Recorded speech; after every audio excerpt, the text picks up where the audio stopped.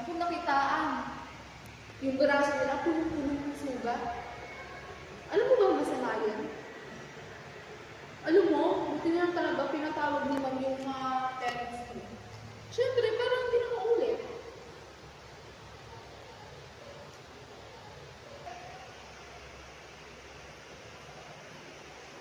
Sabi ng mga Valley, nag-away daw kayo ng classmate mo.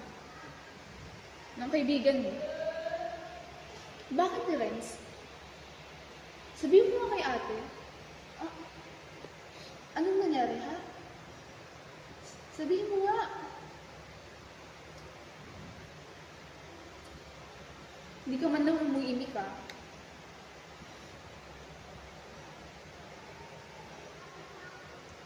Tsaka nga pala, sabi ni Shane, yung kaibigan mo, hindi daw siya alam kung ano talagang totoong nangyari.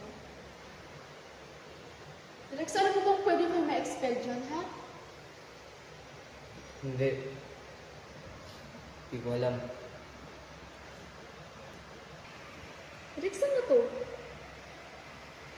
Bakit may sugat ka dyan, ha?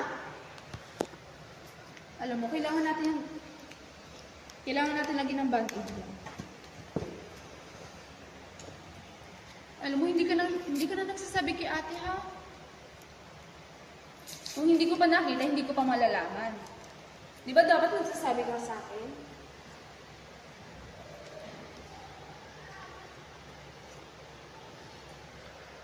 Rex, saglit lang to. Saglit lang. Rex, hindi naman ito masakit. Saglit lang.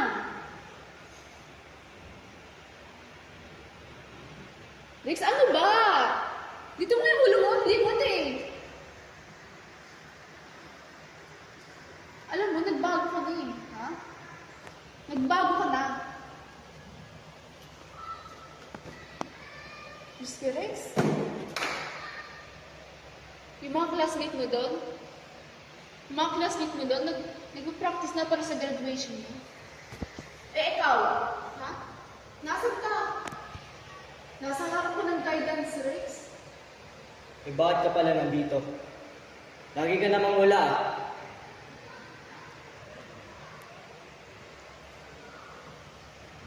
Rex, pero hindi mo naman alam kung saan ako nagpupunta. Rex, nag-work si ate. Nagtatrabaho ako, Rex. Nag-work ako para sa pag-aaral mo. Para mataguyod ka. Okay. Rex, kung hindi ako mag-work, saan tayo pupunta, ha? Nasaan tayo ngayon, ha? Kung hindi ako mag-work, paano yung pagpaaral mo, ha? Saan tayo pupunta? Ha? Tititayin? Ayaw mo nga dun, di ba?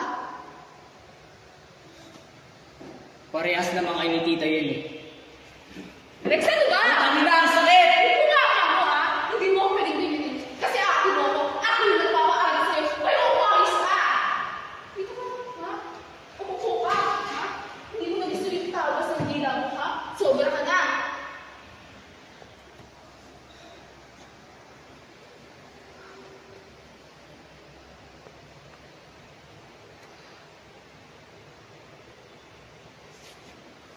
Rex, sabihin mo na kay ate, please. Rex, huwag ka na magtago kay ate.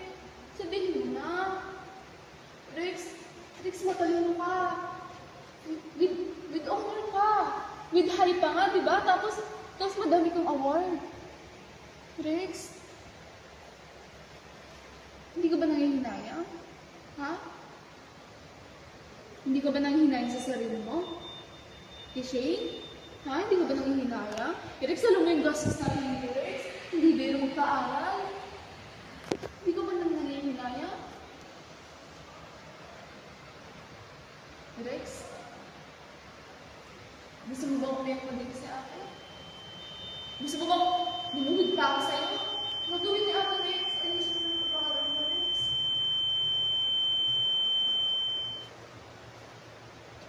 Akala ko ang madali lang itong ginagawa namin.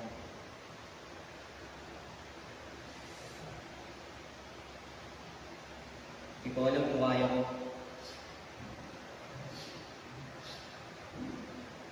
Dapat nung una pa lang, umiwas na ako. Hindi sana kami ganito. Bakit ganun? Hindi naman dapat.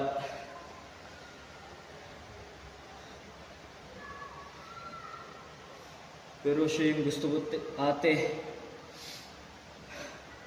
Sino? Yung girlfriend ba ni Shay? O si... Si Shane ate. Rex Kiabyab at Miss Giselle Kiabyab. Diretso na po kayo sa guidance office.